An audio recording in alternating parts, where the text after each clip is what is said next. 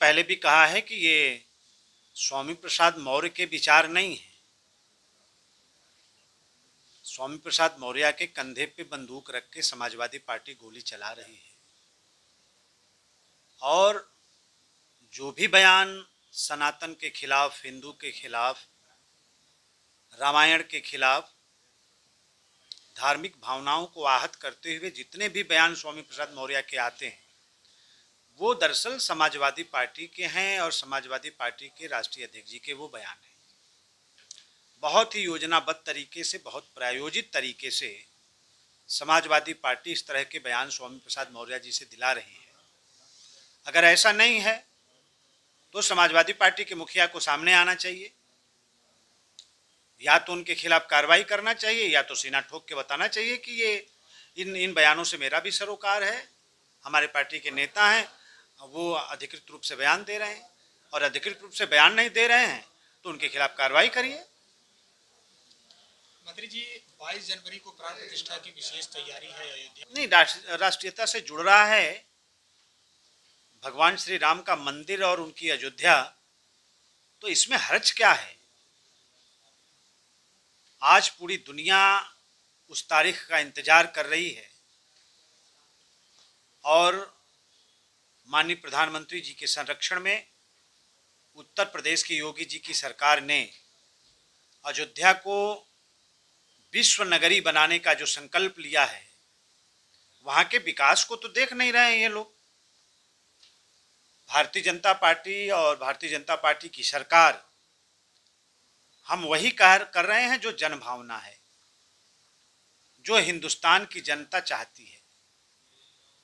प्रतिपक्ष के पास और कोई विषय है नहीं, कोई मुद्दा है नहीं। ये किसी मुद्दे पर सरकार का सामना कर नहीं सकते, तो बेवजह की बात करना, मुद्दा विहीन बात करना प्रतिपक्ष का फैशन हो गया है और इसीलिए जनता बार बार उन लोगों को सबक सिखा रही है, लेकिन प्रतिपक्ष सबक सीखने को तैयार नहीं है।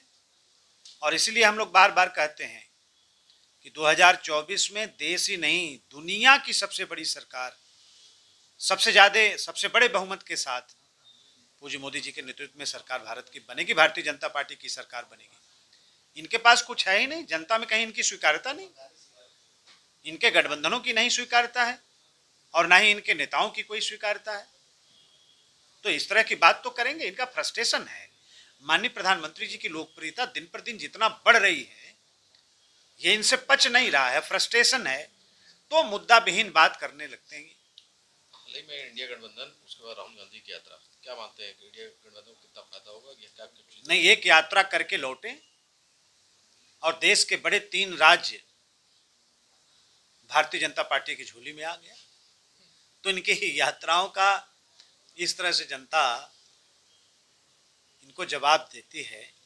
ये नौटंकीबाज लोग हैं, जनता से कोई लेना देना इनका नहीं है। अब वो जमाना बीत गया जब नौटंकी से राजनीति हुआ करती थी। अब मोदी जी के विकास परक राजनीति का ये कालखंड चल रहा है, ये जमाना चल रहा है और इस तरह के ड्रामों का कोई फर्क नहीं पड़ता।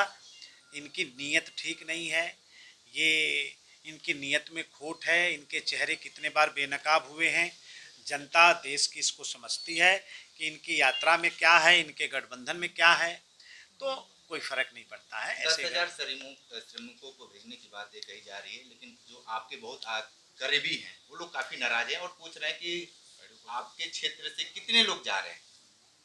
नहीं, एक कौन करीबी नाराज है, पहले तो ये बात समझने की है, किसने आपसे नाराजगी जाहिर की। इजराइल गवर्नमेंट ने पूरे देश से कुशल कामगारों की डिमांड की है, तकरीबन 1 लाख। उत्तर प्रदेश की सरकार भी, मेरा विभाग भी, श्रम विभाग भी, माननीय मुख्यमंत्री जी के आदेशानुसार हम भी तैयारी कर रहे हैं। इजराइल की सरकार ने एक मानक भेजा है, एक क्राइटेरिया निर्धारित की है। जो उन्होंने मानक भेजा है उसके तहत जो हमारे कुशल कामगार हैं, अगर वहाँ जाना चाहेंगे तो हम उनको भेजेंगे। 10 से 12 हज़ार कामगारों को भेजने का अभी हमने लक्ष्य निर्धारित किया है और 16,000 को लिस्ट किया है। हमारे भी विधानसभा से अगर कुशल कामगार जाना चाहेंगे, बनारस से कुशल कामगार जाना चाहेंगे, पूरे पूर्वांचल पूरे प्रदेश से कुशल कामगार जाना चाहेंगे, जितना जाना चाहेंगे हम भेजेंगे। फिलहाल देश के अंदर 2 सेंटर स्थापित किया है इजराइल सरकार ने, एक दिल्ली और एक चेन्नई में। अभी मैं प्रयास कर रहा हूं कि 2-4 दिन में जल्द से जल्द उत्तर प्रदेश के अंदर भी एक सेंटर स्थापित हो जाए। एसटी आरक्षण को लेकर ओम प्रकाश राजभर लगातार सुर्खियों में है, आप उसको क्या मानते हैं? देखिए, अच्छा ये है कि ओम प्रकाश जी और उनकी पार्टी अब हमारे सहयोगी पार्टी है और मैं समझता हूं कि पूज्य मोदी जी के अभियानों को स्वीकार करके, अंगीकार करके ही वो भाजपा के साथ चलने के लिए वो आए हैं। तो किसी भी बात पर समाज को गुमराह नहीं करना चाहिए और जो भी बात है उसको उचित फोरम पर रखना चाहिए, बात करनी चाहिए। मीडिया के सामने क्या बात करनी है वो पूरे तथ्य के साथ, पूरी प्रामाणिकता के साथ मीडिया से बात करनी चाहिए। पेश है न्यूज बकेट हिंदी मासिक पत्रिका। पढ़ें इस महीने की पूरी खबर विस्तार से हमारे न्यूज बकेट की मैगजीन में। हमारी ई मैगजीन को मुफ्त में पढ़ने के लिए अभी लॉग इन करें www.newsbucket.in पर। इसके अलावा रोज की ताज़ा खबरों के लिए हमारे YouTube चैनल को तुरंत सब्सक्राइब करें।